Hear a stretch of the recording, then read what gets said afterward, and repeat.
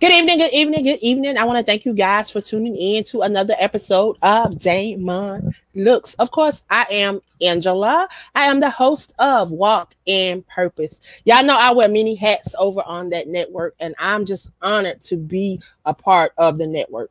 I'm honored to be able to be an individual that can provide this platform for others to come on and share their journey, their testimonies, their books, their message. So I want to thank my producer, Brother O, for allowing us this opportunity. So today, I'm honored to have, before I get into that, I want you guys to please share this in your circle of influence. If you would, start a watch party, share in your groups, share on your pages, share with someone.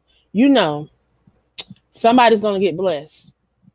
There's always a nugget. So please, if you would, take a moment and share with someone. Again, I want to thank you guys for tuning in to D.A.M.O.N Looks.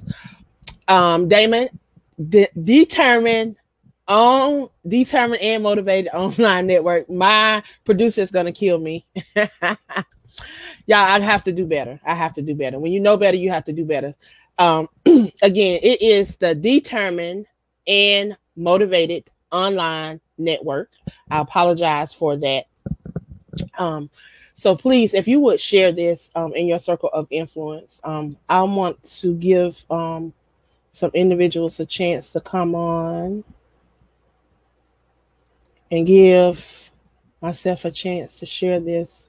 But while I'm doing this, I'm going to go ahead and bring up my guest for tonight and allow him an opportunity to share just a little bit about who he is. Welcome. Hey, good afternoon. How you doing? How are you? I can't complain. Not at all. Hey, I appreciate you having me on your show. Well, I thank you for coming on. I pride myself in giving individuals an opportunity to share their story, to share their message, because we have these books. There's something about these books. There's something in these books. So I want to provide an opportunity for people to be able to share their books. But before we get into your books, I want you to share just a little bit about who you are. Well, my name is Undra Ware. I'm the senior. I live here in Chicago, Illinois, South Side. I'm an alumni of Chicago Vocational High School, class of 84. Attended Harold Washington College. I'm an alumni of Harold Washington. I'm an alumni of the P.O.W.E.R University. And I've been writing poetry for let's say 20 years, a little over 20 years. And it's just been sitting dormant. And for the last 6-7 years, due to an experience, let's just say I had a transition in life, got into a depressed state, and I was asking God, what do he want me to do at this point? And you know how you do a lot of reflecting and start looking at your life. And I went to the closet, so to speak, and I realized I had 2 books. So I started working on it and just stayed focused and never looked back. So how long have you been writing? A total of 20 years, let's say 25 years. 25 years, and I was just doing it just for leisure. And I never really took it serious because I didn't understand the significance of it. You know how you're going through something in life, whether it's depression or you lost a loved one, so to speak.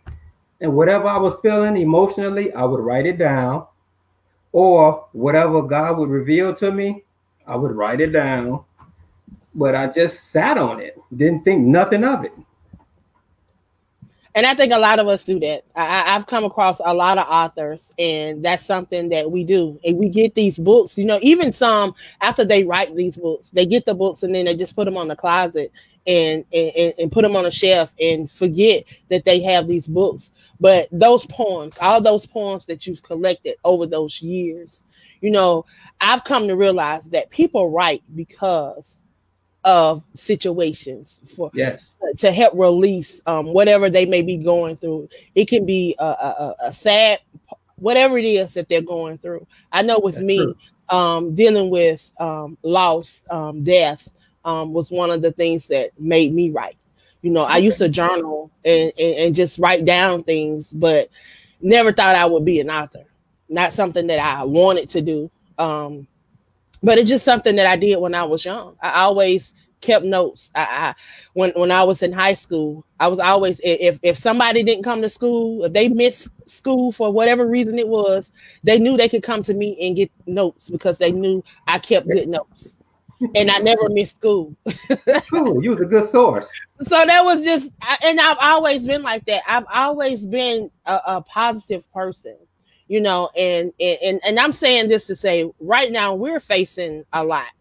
Yes. And when did you release your books? Did you release on the pandemic? Because I know a lot of people are writing now, and there's a lot going on with this pandemic. And it's taking a lot of people to a lot of different places, and it's making a lot of people reflect on a lot of things. Right.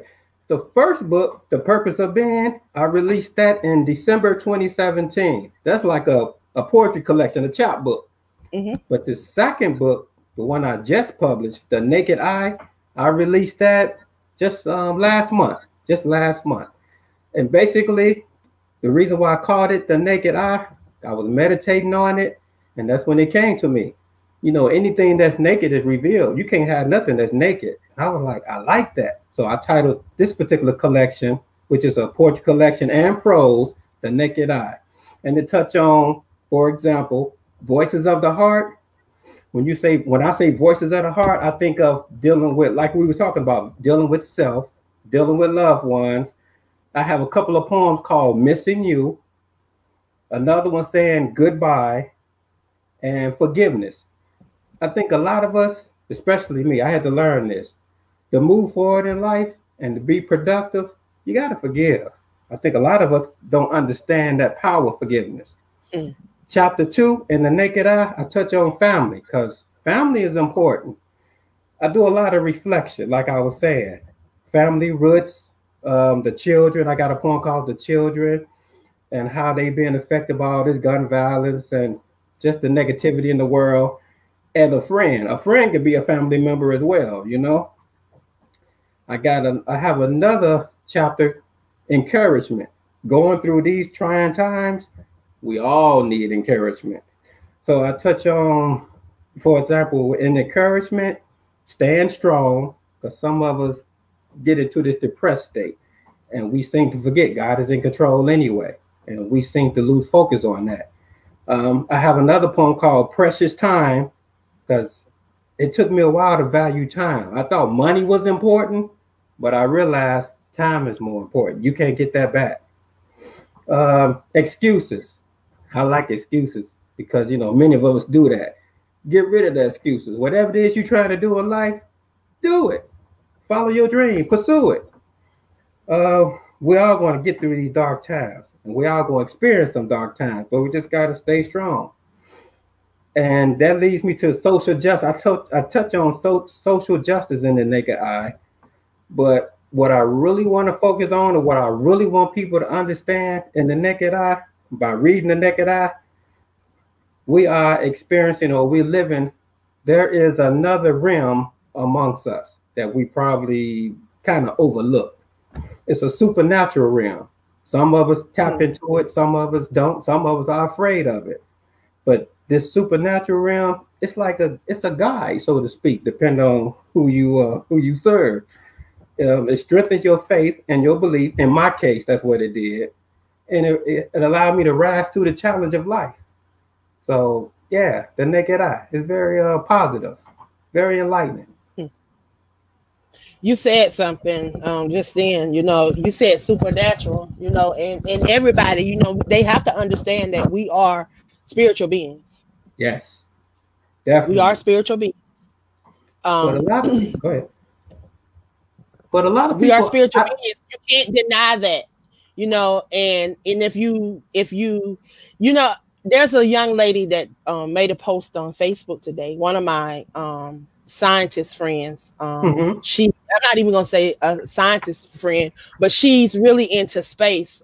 She's a what you call it, aerospace type person. She's really into aerospace. And they do a lot of research and a lot of study about, because there's a lot that you can take, that people have taken from space and incorporated into a lot of how we operate here right now. You know, and advancement. And for example, we wouldn't be doing these connections and able to do the Wi-Fi without the satellites. That's true. You're right. You know, people studying that and they finding out things, you know, and then a lot of things we learn and then we don't have an explanation for it. We just learn it and that's just been told to us. This is just how it's supposed to be. And you don't have an explanation. But if you go back and you look at the science of it, then it's deep.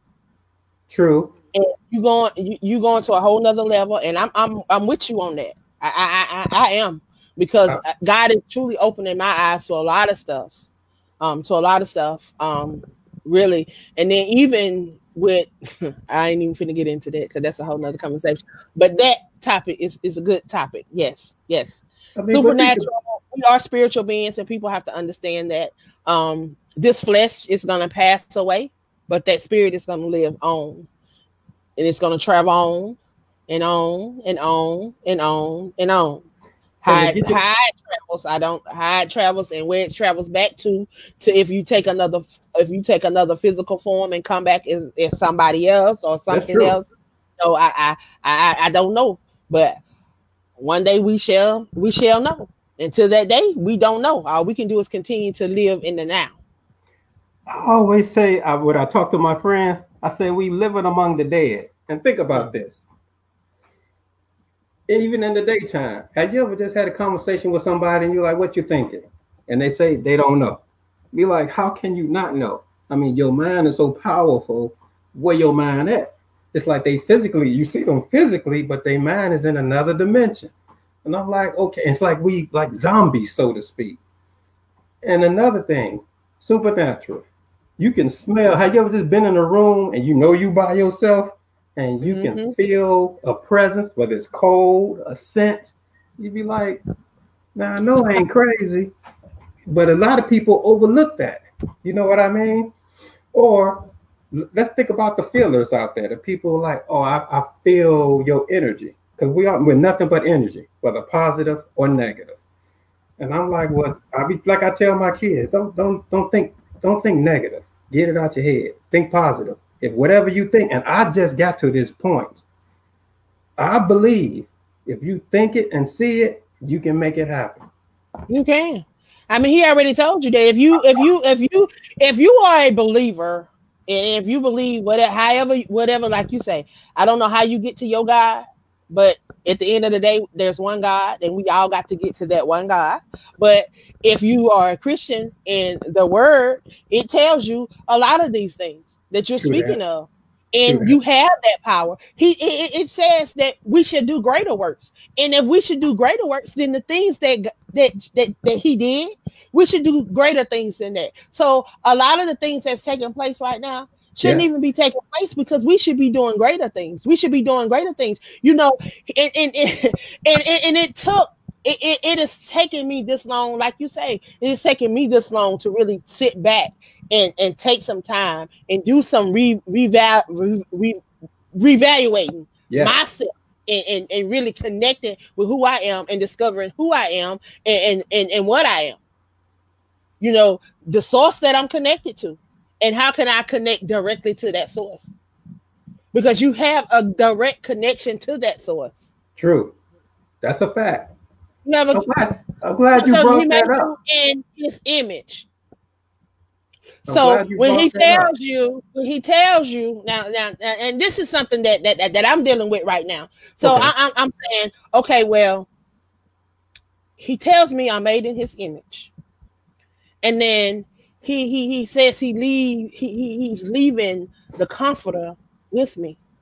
So then, if I'm made in his image and he's leaving the comforter with me, then don't I have some kind of power? True. Don't I have some kind of power? Can I do something? If he say I'm gonna do greater works, then shouldn't I be able to because he spoke things into existence. True. That's So should true. I be able to speak things into existence? And Right, he right. say, so as a man thinketh. So he is. So why that's not happening? Because people don't have faith. There you go. People don't have faith, number There one. you go. You know, I had to think about what the day is. Today is Sunday. So yesterday, I was on one of my shows with I do a show on Saturdays with these amazing women. Okay. They have some amazing platforms. They are ministers, apostles. They walk in all different callings. But I don't have a calling. I'm just a child of God. I'm just Angela. Okay. But God speaks to me just like he speaks to them. He gives me revelation to words just like he gives them revelation to words. That's a fact. And you know, that's what I'm trying to get everybody to understand. That nobody has authority over you because he already told you that. He said you have dominion. He said we have dominion, right? True that. So True if that. we have dominion, then that means we have power. P.O.W.E.R. That means we have power. I got a poem in there talk about power. He dropped that. He dropped them letters in my spirit. What they mean, and it ain't what Webster defined it for us. He broke down every letter: the W, the O, the P, the Exactly. E, the R. He broke it all down. True that. That's true. Like you, for an example, it took you a minute to find out or discover what your purpose was. Am I right?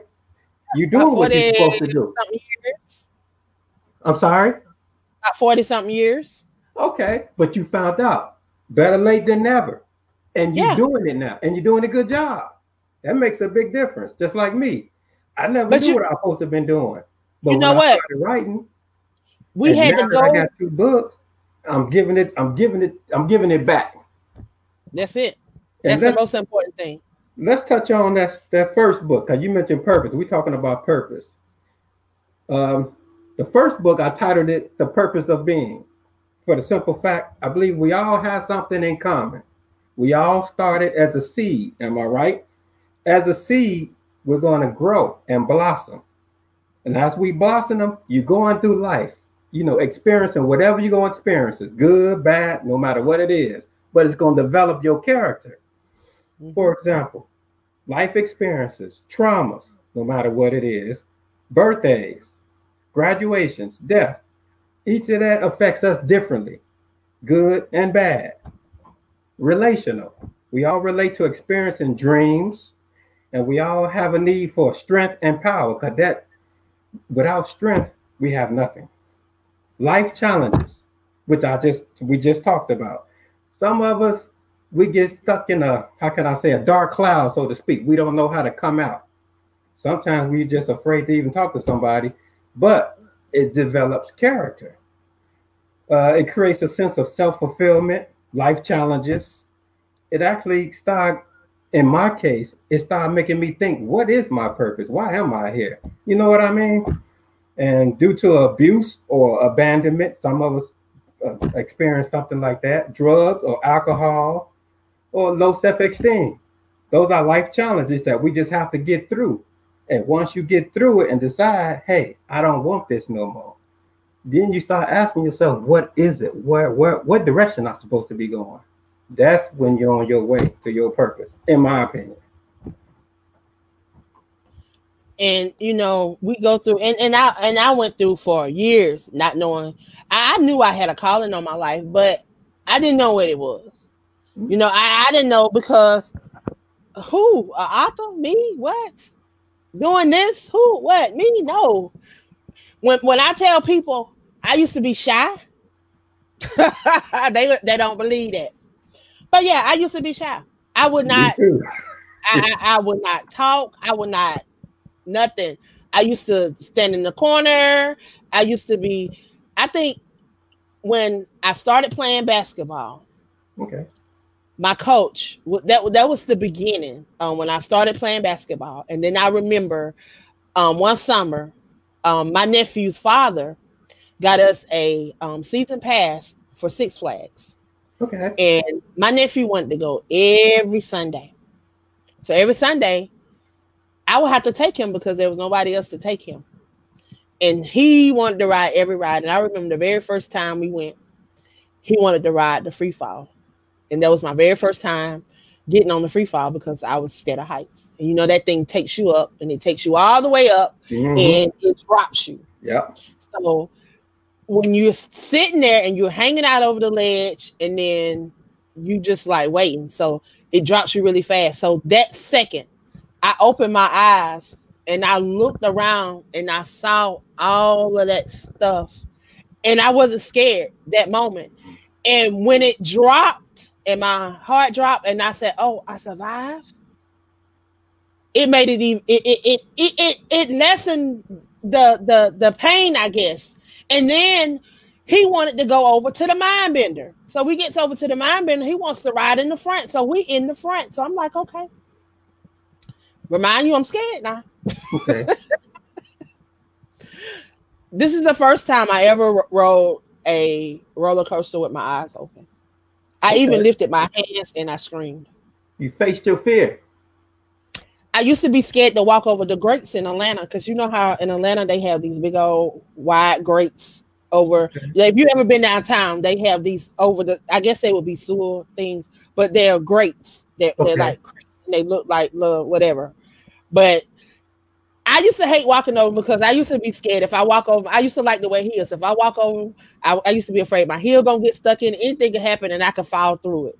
That was my biggest fear. So I used to always walk on the side of the street. But after I went and rode those rides at Six Flags, I tell you, I was no longer afraid to walk over those grates. I was no longer afraid to stand up in front of my public speaking class because I was in a public speaking class at Morris Brown College. I was no longer scared to stand up in front of my public speaking class and speak.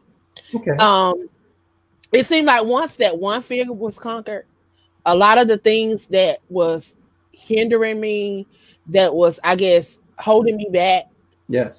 Once that one fear was conquered, it loosened a lot of things. A lot of anxieties. Yes, I became this. I became this person that just would do anything. I loved adventures.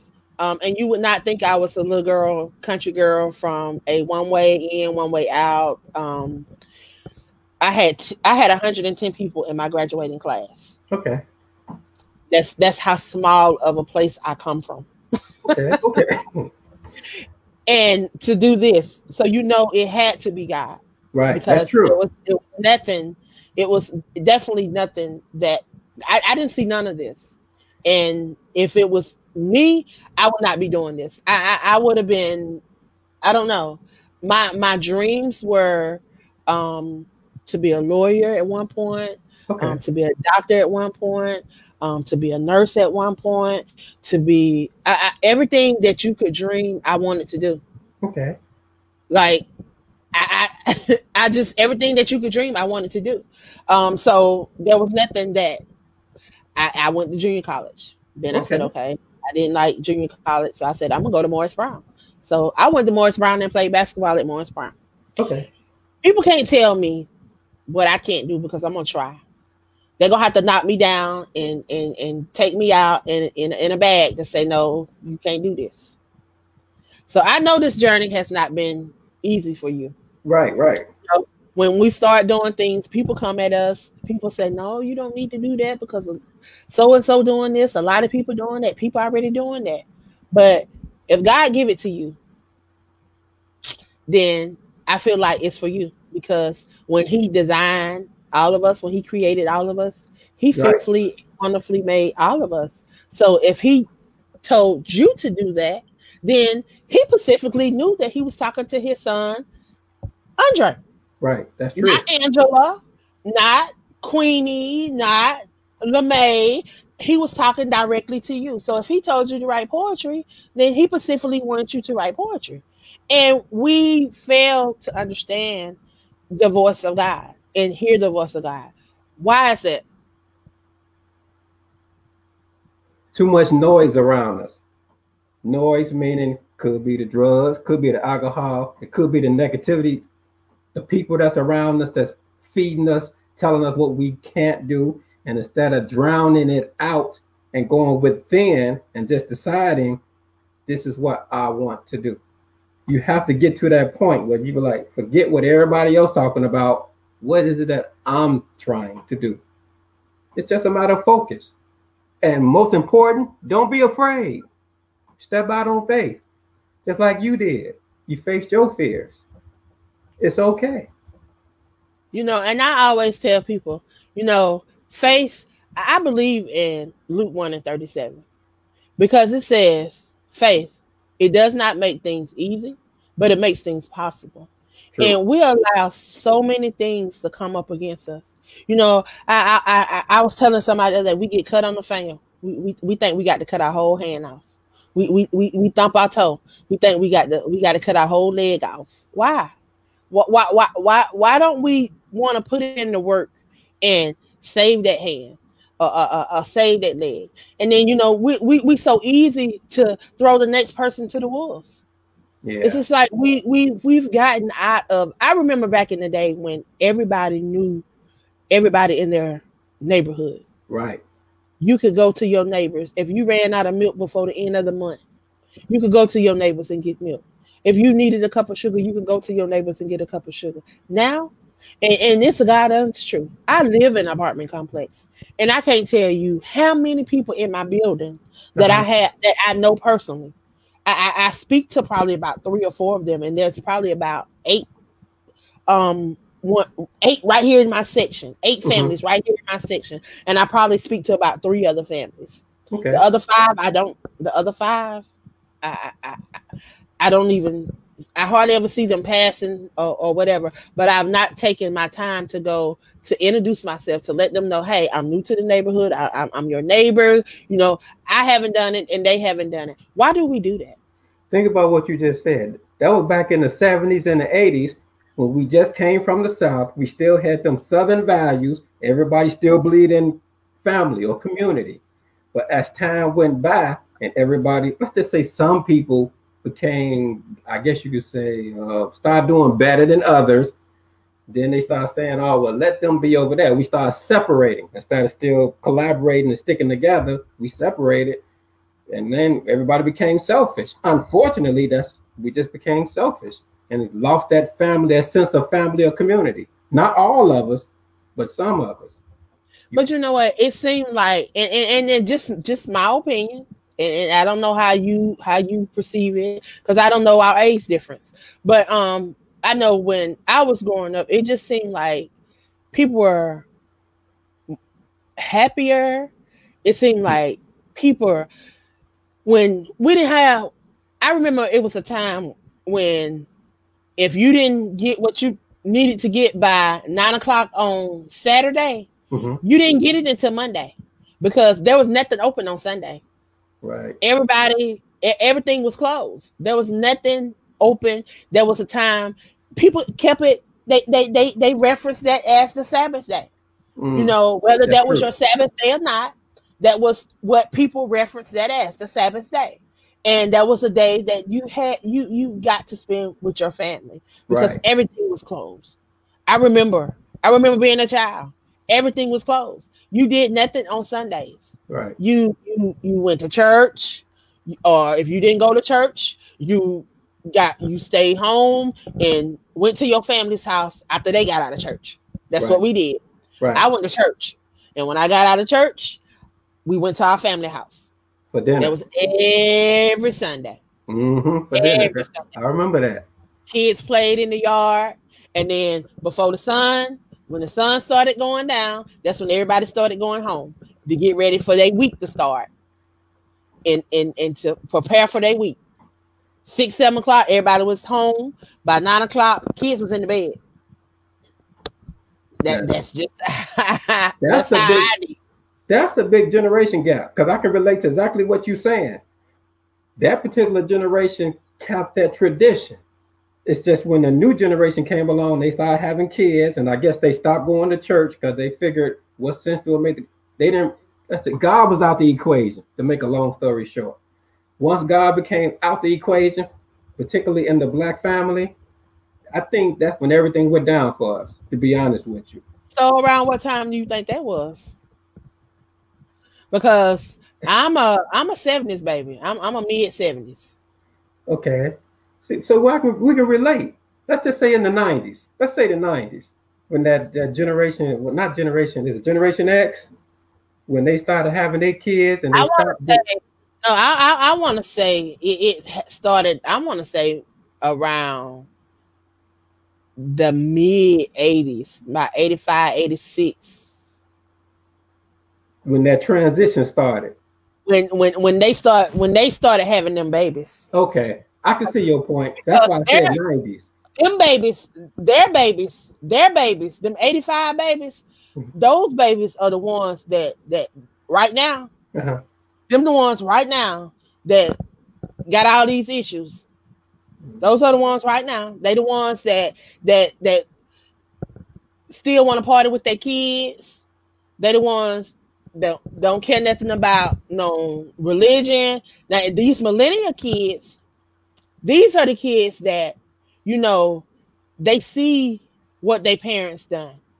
They saw what their parents stood for. They saw how hard their parents worked to put them through school. They saw what their parents did, sacrifice for them. So these kids now, they taking stands. They want to make sure that they can provide what their parents provided for them for their kids. And they're not sitting back and taking a lot of the stuff that the ones after us did. I can see that. But they're going about, some of them going about it the wrong way. It's okay to stand for a principle or for your rights or speak up for your rights. But if you're going to turn around and loot and damage your own community, I'm not for that. Stand for your rights, but don't hurt your community. It's a lot with that. And see, people don't got all that. They don't got, it's a lot with that. If you talking about Black Lives Matter. Black Lives, well, yeah. You talking about Black Lives Matter? Is that what you're talking about? Yeah. Black Lives Matter is not really Black Lives Matter. That's what people want you to think it's Black Lives Matter, but it's about a lot of things. It's don't got more political than anything, and so many people don't got involved in it. It ain't even about Black lives no more. And that's what I see. Exactly. And look and read between the lines and look at what's been happening. I mean, I'm just gonna talk about what happened in Atlanta when they burnt the Wendy's down. When the guy got killed in the parking lot at the Wendy's around the same time that George Floyd got killed. Mm-hmm. That same weekend, I think, I forget the guy's name, but he got killed in the Wendy's parking lot right there off of what is that? Over there off near Stewart Avenue in Capitol Avenue, Perry Home, Carver Home area, over in that area by where the Braves Stadium used to be at. Okay. They burnt that Wendy's to the ground. The man that owned that Wendy's was black. He was a black man. That owned that Wendy's. But the person that burnt the Wendy's down was not a black person. Mm-hmm. Yeah, it was on the news. That's why I tell y'all. See, they allow y'all to see what they want y'all to see, and they feed out what they want y'all to feed out so that y'all can get the perception that they want y'all to have. But I was watching it live on TV.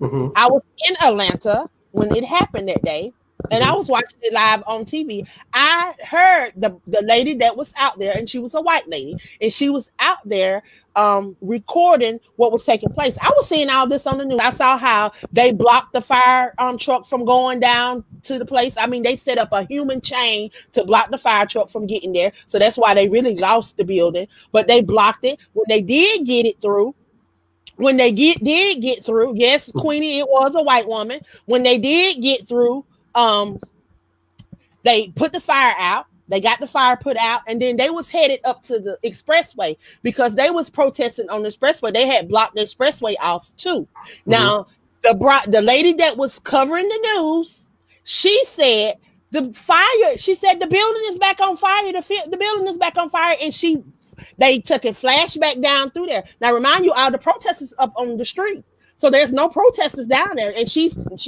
commentating everything. She's letting everybody know what's going on. A couple of days, couple of weeks go by, like Queenie say, they found out a white woman in it.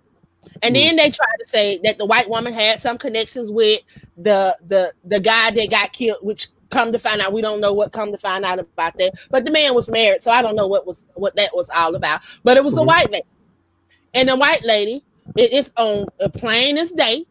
They got her all over the camera all day long in that area. She walks into the Texaco across the street. She all in there doing all kind of stuff, walking around like she just, and then they got her going back and forth.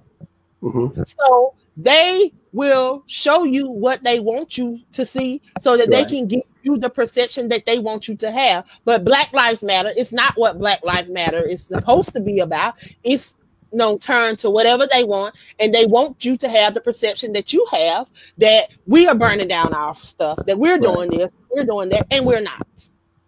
Because the Black Lives Matter people that I personally know that fight for Black Lives Matter, they would never do that, because those that live in Atlanta that really fight for Black Lives Matter, they own half of Atlanta, so why would they burn it down? Come on now. That's true. I can understand that. Why don't you burn down something that you own? I wouldn't per se. Stop letting people. People need to stop letting people put what they want to put in you. Right. Do research, watch, and see for yourself. Because if we continue to sit back and watch, we'll see a lot of stuff that they're doing and been doing for years. This stuff ain't just started happening. This stuff has been going on. They've been manipulating us. They've been this election. Just because it didn't go the way they wanted it to go this time. They've been doing the same thing. But now they saying that it's the Democrats. No, y'all been doing this all along. Y'all been holding votes. Y'all been recounting. Y'all been doing this. Y'all been doing that. But you couldn't. Your money didn't win this time. Your money couldn't override all of it because people showed up this time. That's true. And I agree. You couldn't override all of the people showing up. See, people really showed up. But see, when people don't show up, like when the people didn't show up, they could do what they did. That's true. But this time they couldn't do what they've been doing because people was really showing up. And then now they want to talk about people in jail, people dead, and all this getting votes. Okay, y'all been doing it for years. If it did happen, but everybody's saying ain't nothing being proved. You just go on, pack your bags, and go on back where you're going. If you want to run again, come on back and run again. Now that brings me to God for these 4 years because it allowed people to see people for who they really are. Right. I really want to see what these 4 years is going to be about because some more people about to show themselves because people only show themselves when the truth start being showed. True, which brings to me to the point of resolution. See, I'm a type of person, I like resolutions.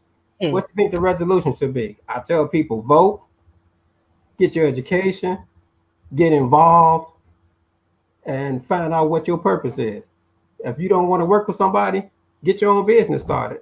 There's avenues out here. I think we're just a little lazy and want handouts, but it's not about being lazy and handout right now. You got to come out here and get it. Because nobody's going to give it to you. Got to make it happen. Ain't nobody giving you no handout. I mean, I'm here to give you a hand up, and that's what speaking life to you. That's sharing. That's what sharing you on my platform. That's what sharing what I've used, what has helped me, what is educated, empowered, and encouraged me.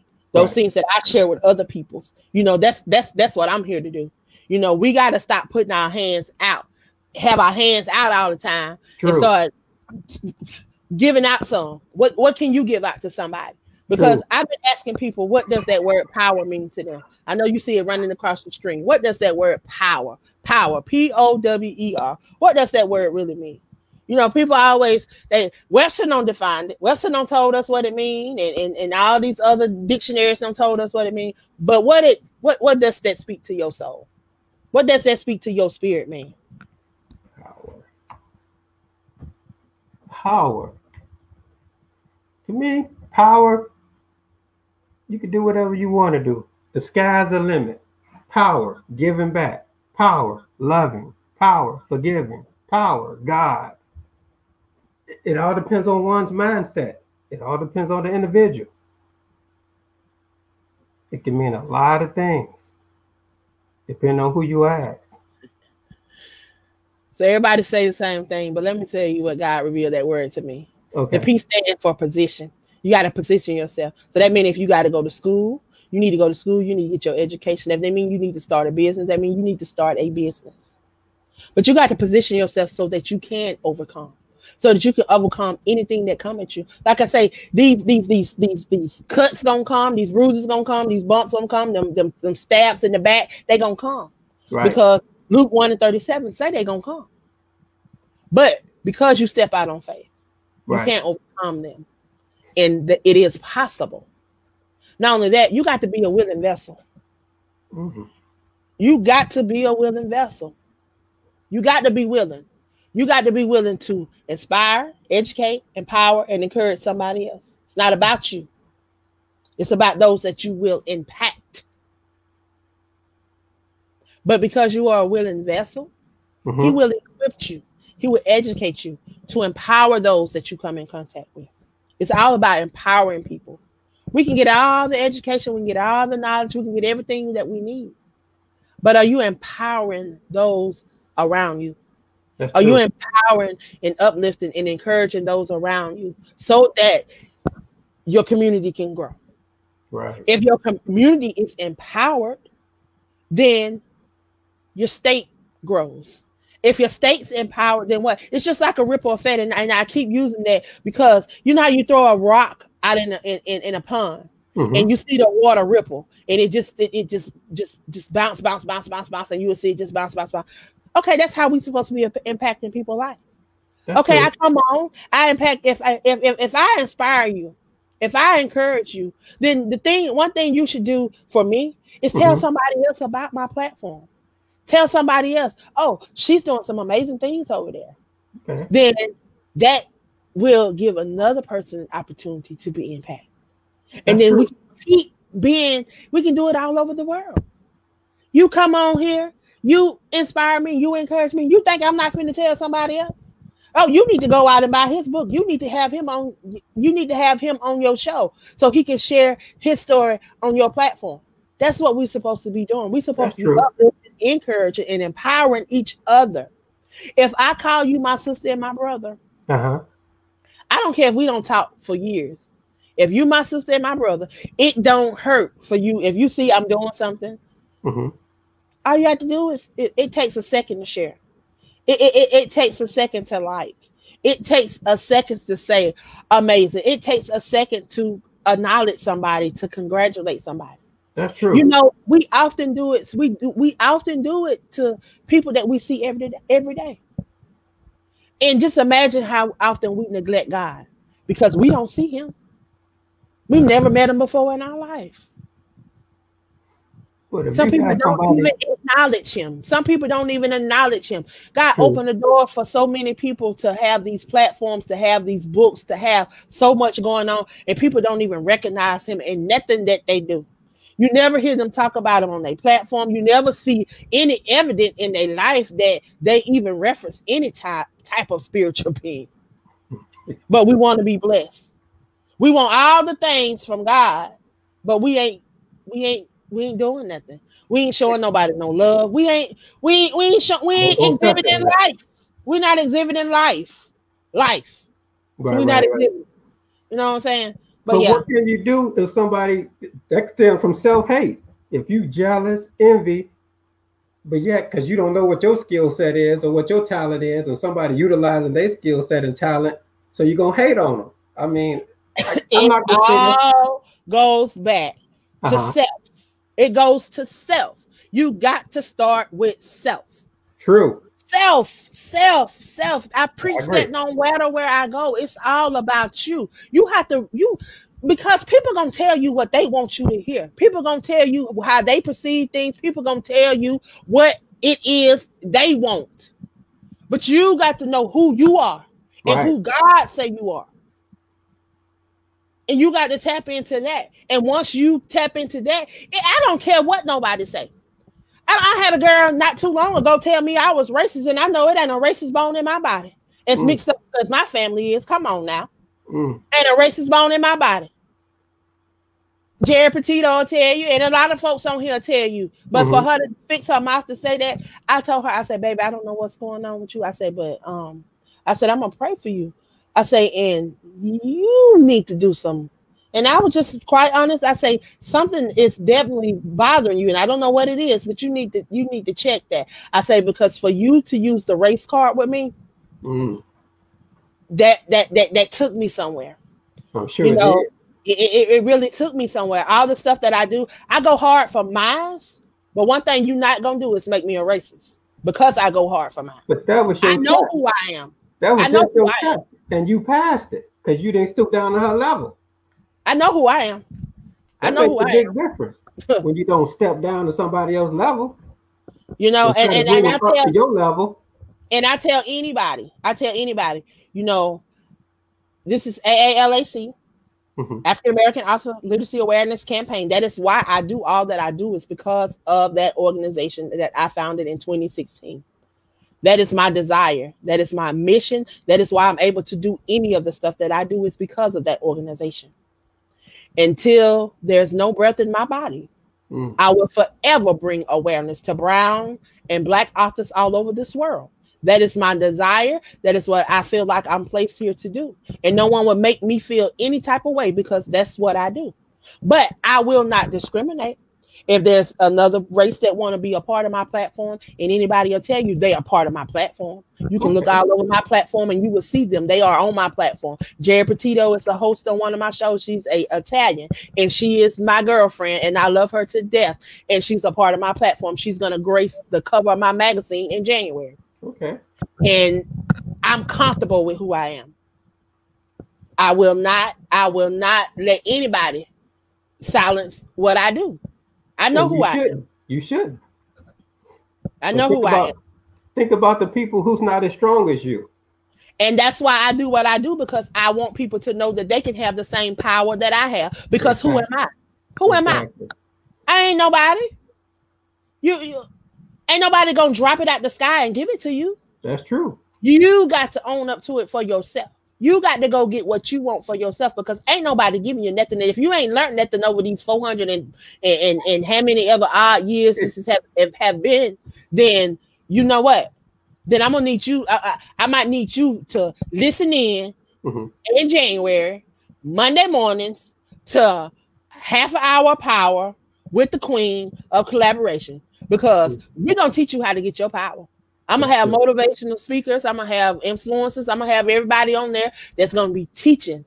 We're going to be teaching, and we're going to be trying to show people how to get their power, because you have power and you have to know that you have power. That's true. That's why I do what I do. That's why I decided to write the books, publish them, and let the world know. This is my contribution before I leave this earth. We've been talking about power. We've been talking about power, and I heard you say earlier, you thought I forgot, but I heard you say earlier you got a poem about power, and I want to hear that poem. Power. I heard you. Yeah, I didn't think you heard me. Oh, no, I heard you. I hear. That's one thing about me. I do a lot of talking, but I do more listening than I do talking. Power. I'm going to find it for you. Power source. The power source. That's what it's called. The power source. And it reads, hold on, because I'm older now. So I'm seasoned. I got to put on my reading glasses. The power source. Myself. I see myself as a member of the royal family, a very high, mighty, glorious, and victorious family. I have a light that glows and shines ever divinely, for my Father gave me the love and the mind to become whatever in my will. I hold power and glory in my heart, mind, and soul. So behold, look at all my achievements and goals.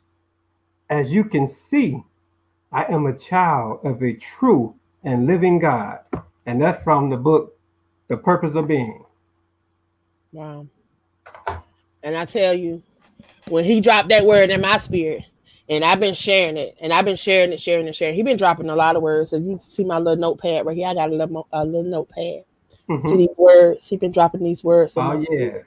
Everyday words. Okay. Everyday words. The first ever word he dropped in my spirit was life. Right. Life.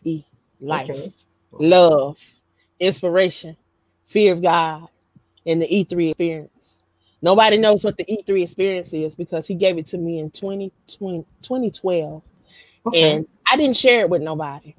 I shared it with a couple of kids that was a part of my program, my summer program, because that's something that I modeled my program after. Okay. But I didn't share it any farther than that. So when he revealed that word to me, he said, "Now when you gonna use it?" He said, "I gave it to you." You know, oftentimes we wonder when God gonna bless us when He's already shown us and given us things that would bless us beyond what we can see. But we won't even step out and walk in what He's already purposed us to do. You know, all we got to do is walk in there. You know, take action, do those things. You know, he already told us if you read Jeremiah over in Jeremiah, he plainly tells us a lot of things that you set apart, that he named every hair on your head, that he know you, that you're fearfully and wonderfully made. That he go on over in Jeremiah 29:11, he tell you he got a plan for you to prosper you, for you to be in good health, for you to have hope in the future. Mm-hmm. So you have to know that his word is not going to return to him void, and that he's going to watch over his word until it's performed. We have to stop letting all these distractions, letting all these people mumbling in our ears, letting all this stuff that come up against us distract us from the will of God and the purpose of God, because That's he ain't coming. He's not dropping nothing new out of the sky, and people got to understand that. People got to understand that. You know, when he said it, it was done. Okay, go ahead. I'm sorry. It goes back to what you said earlier. What we both said. It takes courage. Everybody is fearful. I was fearful. You know what I was fearful of? I said, now, when I publish these books, ain't nobody going to be thinking about what I'm writing. They ain't even going to believe what I'm writing. In my mind, I told myself, people don't even care. But God was like, it ain't about that. Just get it out. Because you don't know who you're going to bless. Exactly. I had to really change my mindset. That makes a big difference. And that's what we got to do. And we can go on for days and weeks and months, because this is something that, you know, this something that has to be broke. You know, it's a lot. It's a lot. And it goes back. It goes years and years and years and years. This is not something that just happened overnight. This has been building up. And just as we've been programmed and we've been manipulated and we've been taught these things and we've been all this stuff has been downloaded in us, we got to renew our mind. You know, he tells us that. He tells us to renew our mind. Mm-hmm. So we got to renew our mind. And I'm going to share with you 3 of the words that he gave me. So he gave me 12 words about 2 weeks ago. So I put them in a calendar, put them in a 12-month calendar. Okay. The last 3 is renew, reset, and restore. Those were the last 3. Renew, reset, and restore. Mm-hmm. So when he gave them to me, and I was talking to another young lady, because me and another young lady was talking about the same thing, because I don't know how we got to talking about it, but she was trying to figure out why I had renew, then reset, and then it restore. She said, why would you renew, then reset, and then restore? Okay. So I told her, I said, every day we're supposed to renew our minds anyway. We're supposed to do that anyway. Okay. I say, so during the process of renewing us, I say, you remember when you got off track back then and you decided that you was going to do whatever it was that you was going to do when you got off track? So then now he got to reset you so he can get you back on track. That's true. To restore you back to where you're supposed to be when you should have never got off track. That's true. That's a fact. That's why. And I never saw it like that. I said, okay, renew should have been last, because that's when you renew your mind, you want to renew your mind so it can be thinking forward for the next stage, for the next chapter. Okay. But I said, no, I got that. I got the renew. And then he reset you to get you back where you were supposed to be before you got off track, before he had to renew you. Mm-hmm. Because if you're not, didn't have to go through it. And then you got to understand the 9 words before that. Okay. So I threw that at you too. But you got to understand the 9 words before that. And they gift, life, help, transform, motivate, evolve, truth, empower, and heal. Okay. And then that's the order he gave it to me. Okay. I like that. I like that. I want you to think on that one. I like that. I like that concept. And that's the order. That's the order he gave it to me. I mean, directly. And some of these words, like, he gave me sentences, like, it wasn't just one word, like position and help, heal, evolve. No, some of them was like sentences. Transformation was about 7 sentences. Now, utilizing those words, let me make sure I let the audience know this. And this is important because this applies to me and you. Me and Angela, like she said, we're just vessels. We're nobody significant. We're not special. We're ordinary people just walking in our talents and our gifts. We're not Moses Malone. We're not Michael Jordan. They're ordinary people that walked in their gifts. Just like we doing it, you can too. You really can. You just have to believe it and see it and obtain it, and just stay focused and go forward, regardless of what people say. Because if it's in you, it's in you. I want you to share with those that are tuned in how they can follow you, how they can get in contact with you, how they can purchase your books, so how they can follow you on social media if you're on social media. I'm actually on Facebook, Undra Ware. It's UndraWare.5 or /5. But the book, The Naked Eye and the Purpose of Being, is on Amazon, Amazon.com. The Naked Eye or the Purpose of Being is on Amazon.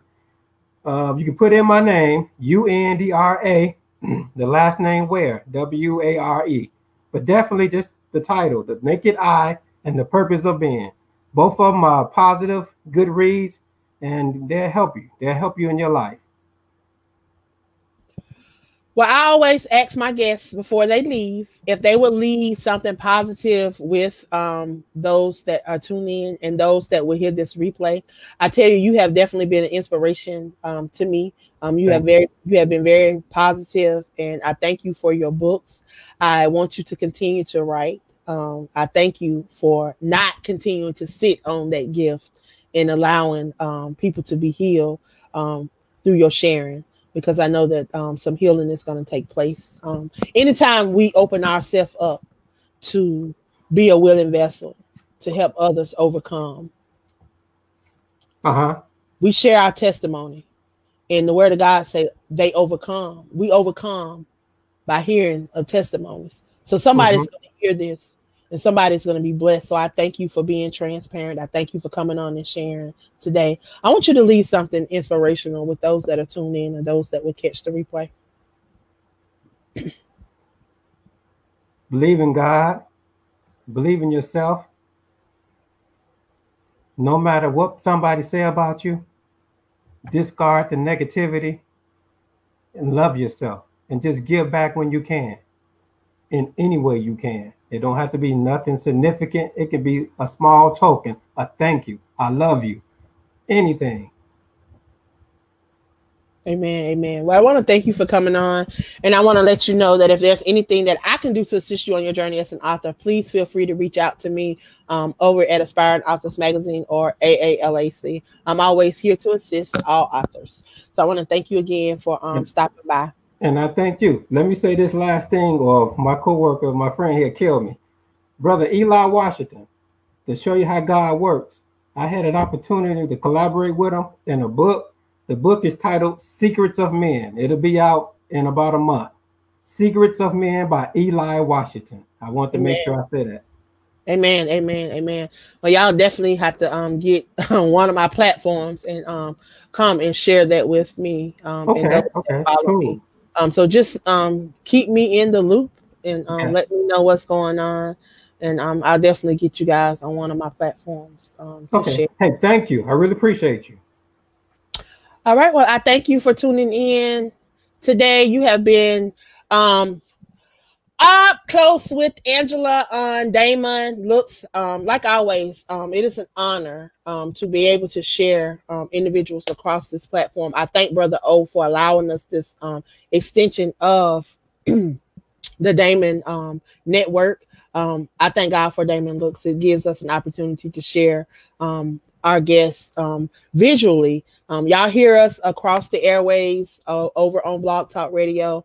But y'all get a chance to really see us face to face. And I thank Brother O for this platform. If you would, please go over and check out our station tonight. We're introducing a new host tonight, Chinchilla Jones said, I might have messed up her name, but she is a Colombian, African Colombian. She's our newest host on the network. She's going to be doing our new news forum. So if you are available tonight at 9:30 p.m., tune in on Blog Talk Radio. You can go over to Ngozi Time and search Ngozi Time on Blog Talk. You always can dial in to 516-453-9133. Press 1 if you want to join the conversation. Conversation brought to you by them boys at Looking Glass Entertainment. Of course, I am your girl, Angela of Walk in Purpose. I'm also the commissioner of D.A.M.O.N Speaks. I want to thank you guys for tuning in. I love you and be blessed.